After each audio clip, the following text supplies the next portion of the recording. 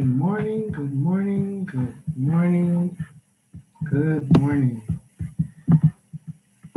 Do a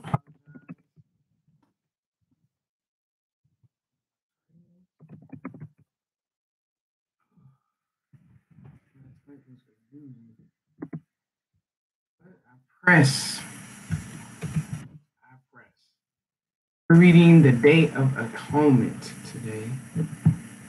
Reading the Day of Atonement from Leviticus chapter 16. Good morning, Facebook. We're reading the Day of Atonement from Leviticus chapter 16. Right into it. Now the Lord spoke to Moses after the death of the two sons of Aaron, when they offered profane fire before the Lord and died. And the Lord said to Moses, "Tell Aaron your brother not to come at just any time into the holy place inside the veil, before the mercy seat which is on the ark, lest he die. For I will appear in the cloud above the mercy seat. Thus Aaron shall come into the holy place with the blood of a young bull as a sin offering, and as a ram as a burnt offering. He shall put the holy linen tunic and the linen trousers on his body. He shall be girded with a linen sash, and with the linen turban he shall be attired. These are holy garments. Therefore he shall wash his body in water and put them on. He shall take from the congregation of the children of Israel 2 kids of goats as a sin offering, and 1 ram as a burnt offering. Aaron shall offer the bull as a sin offering, which is for himself, and make atonement for himself and for his house. He shall take 2 goats and present them before the Lord at the door of the tabernacle of meeting.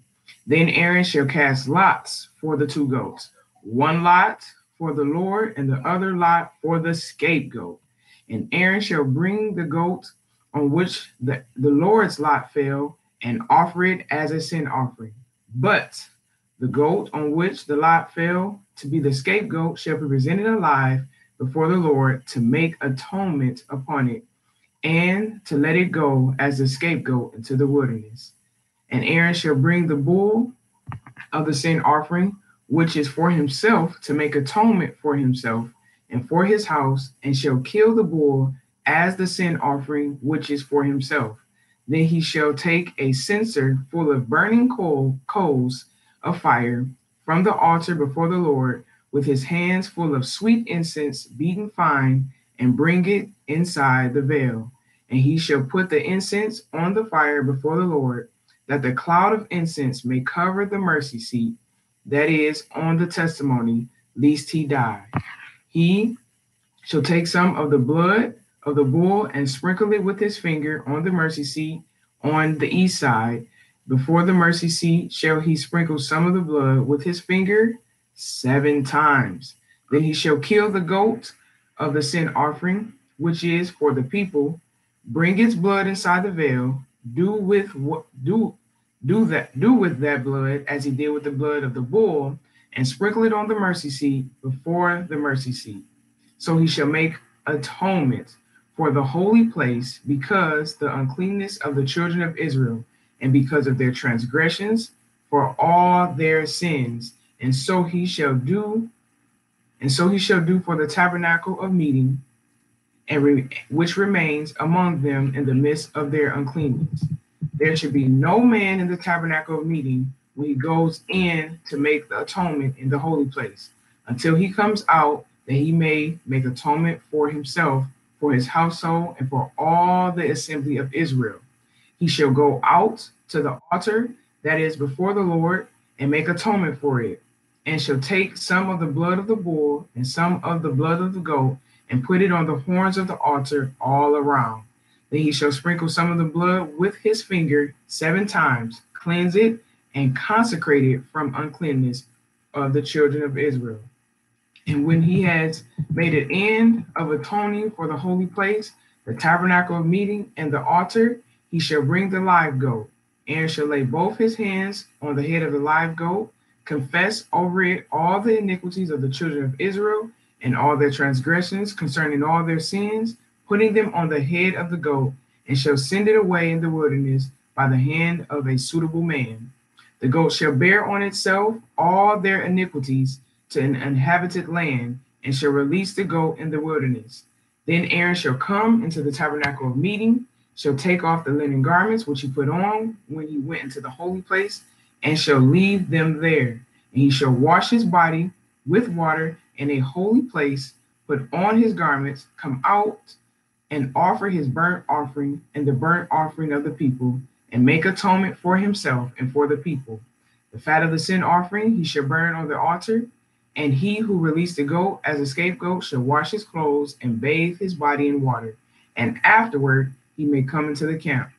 The bull for the sin offering, and for the goat, and the goat for the sin offering, whose blood was brought in to make atonement for the holy place, shall be carried outside the camp, and they shall burn in the fire their skins, their flesh, and their offal. Then he who burns them shall wash his clothes and bathe his body in water, and afterward he may come into the camp. This shall be a statute forever. This is verse 29 of verse 16. This shall be a statute forever for you in the 7th month, on the 10th day of the month. You shall afflict your souls, which just means fast, and you shall do no work at all, whether you are a native of your own country or a stranger who dwells among you. So that's even if you're a Hebrew or just a stranger that's dwelling with the Hebrew Israelites.